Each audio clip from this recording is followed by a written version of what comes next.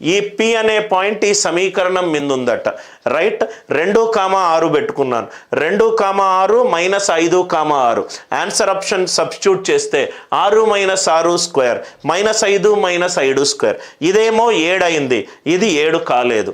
4,14 చేస్తే 14 minus 6 8 square plus 9 square, 9 square 81, 8 square 64, 81 plus 64 root 145 under root, ఇక్కడ కూడా 12 square plus 1 square root of 145 equal అయిపోయింది. దయచేసి XYలు రాసుకొని సమీకరణాలు చేసి మీ టైం వేస్ట్ చేసుకోవద్దు. మీరు అలా చేసినట్టు అవుతే ప్రాబబ్లీ మీరు ట్రెడిషనల్ మెథడ్కి అలవాటైనట్టు అటెంప్ట్స్ బాగా తగ్గిపోతాయి, అటెంప్ట్స్ తగ్గవుతే మీరు అనుకున్న స్కోర్ రాకపోవచ్చు. పేపర్ని ఫస్ట్ చూస్తాను సార్, ఫస్ట్ పేపర్ని చూస్తాను. పేపర్లో ఏదైతే ఈజీగా ఉందో, పేపర్లో ఏదైతే నాకు ఈజీగా ఉందో ఫస్ట్ ఆ క్వశ్చన్లనే ఫస్ట్ అటెంప్ట్ చేస్తాను. దాని తర్వాత రౌండ్ 2లో నాకు క్వశ్చన్ సాల్వ్ చేయడం వచ్చు, కానీ కొంత ఎక్స్ట్రా టైం తీసుకుంటుంది, అటువంటిది రౌండ్ 2లో అటెంప్ట్ చేస్తాను. నాకు క్వశ్చన్ అసలు అర్థం కాలేదు, క్వశ్చన్ వచ్చు కానీ నాకు లాజిక్ తట్టలేదు, అటువంటి రౌండ్ 3లో చేస్తాను. ఈజీగా వచ్చిన క్వశ్చన్లు, లెస్ టైం తీసుకునే క్వశ్చన్లు, లెస్ స్టెప్స్ తీసుకునే క్వశ్చన్లనే మొట్టమొదటిగా అప్డేట్ చేస్తాను. a square plus 4b square is equivalent to 12ab. a square plus 4b square is equivalent to 12ab. now ఇక్కడ చూడండి సార్, ఇది a square plus 4b square అంటే ఇది 2b హోల్ స్క్వేర్, అంటే దీనికి నేను 4ab యాడ్ చేస్తే right hand side 16ab, 4ab left hand side right hand side add చేశాను, అంటే a plus 2b whole square is equivalent to 16ab. ఆన్సర్లో నాకు 16abకి సంబంధించిన వాల్యూ ఉండాలి. 16ab మైనస్ అంటే ab/2, ఇది కాదు.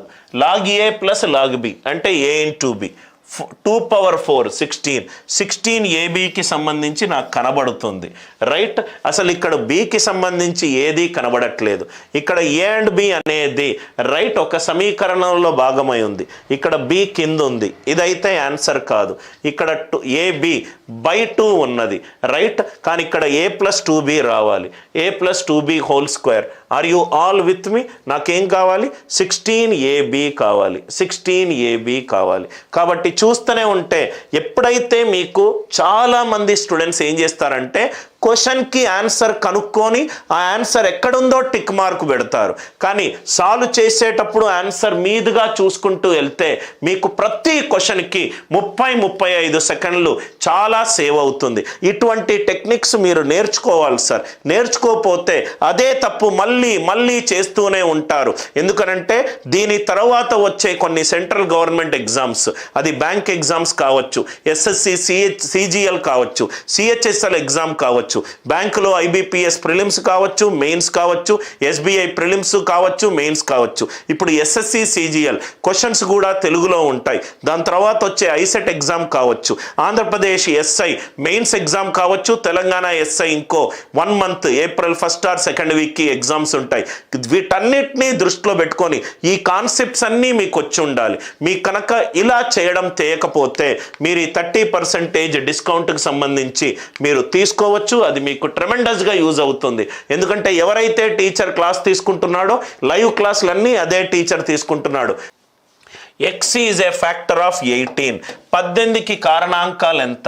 18ని ప్రధాన సంఖ్యల పవర్లుగా రాసుకుంటే 3 square into 2 × 1, 3 square into 2 × 1.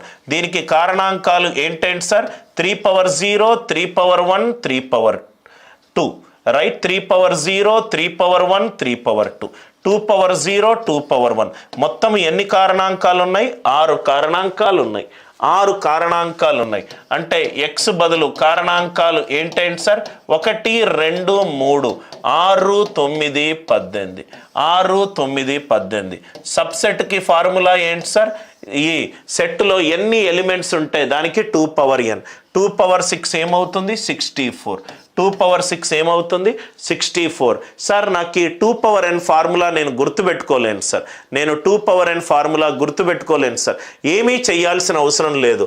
2 elements తీసుకోండి. 1,2 తీసుకోండి. సబ్సెట్ ఏంటి? అసలు ఏ ఎలిమెంటు ఉండకపోవచ్చు, ఏ ఎలిమెంటు ఉండకపోవచ్చు, ఒక్క ఎలిమెంటే ఉండొచ్చు. అది 1 కావచ్చు, 2 కావచ్చు, 2 ఎలిమెంట్స్ ఉండొచ్చు. 0 1 2 0 1 2. 2 తీసుకుంటే ఎంత వచ్చింది? 2 స్క్వేర్. 3 తీసుకుంటే ఎంత వస్తుంది? 2 క్యూబ్. 6 తీసుకుంటే ఎంత వస్తుంది? 2 పవర్ 6.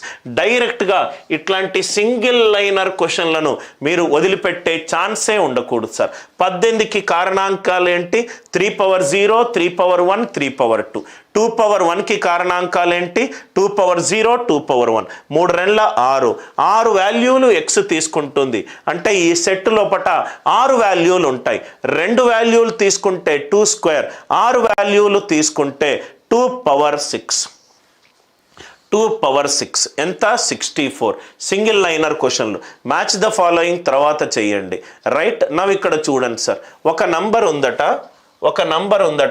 అది -x² + x - 1 తోటి డివైడ్ చేస్తే ఎన్నిసార్లు డివైడ్ అవుతుంది? x - 2 సార్లు డివైడ్ అవుతుంది. అండ్ శేషం ఎంత వస్తుంది? +3 అవుతుంది. శేషం ఎంత వస్తుంది? +3 అవుతుంది. నవ్వు ఇక్కడ చూడండి సార్, నవ్వు ఇక్కడ క్వశ్చన్ చూడంగానే ఆన్సర్ పెట్టడం ఎట్లా?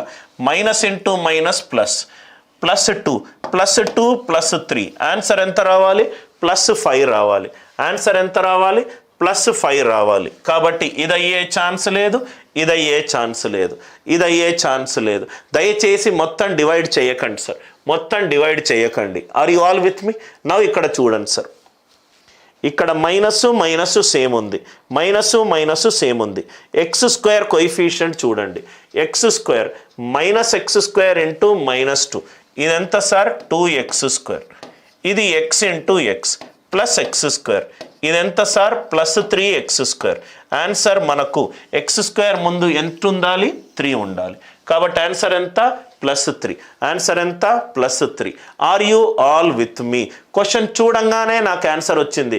కాన్స్టెంట్ తీసుకున్నాను. కాన్స్టెంట్ తీసుకుంటే నాకు ఆన్సర్ ఎంత వచ్చిందో చూడండి సార్. -1 ఇంటూ -2 2. 2 + 3 ఎంత? 5. ఆన్సర్లో +5 ఉండాలి. -5 తప్పు.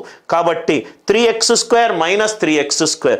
ఈ రెండిటి మధ్యలో ప్లస్ మైనస్ ఉన్నది. ఓన్లీ x² కోఎఫిషియంటే చూడండి. -x² into -2 +2x² +x² +3x². ఇది కూడా నాకు తెలిసి, కానీ మీరు ఇలా సాల్వ్ చేయడం నేర్చుకోవాలి సార్.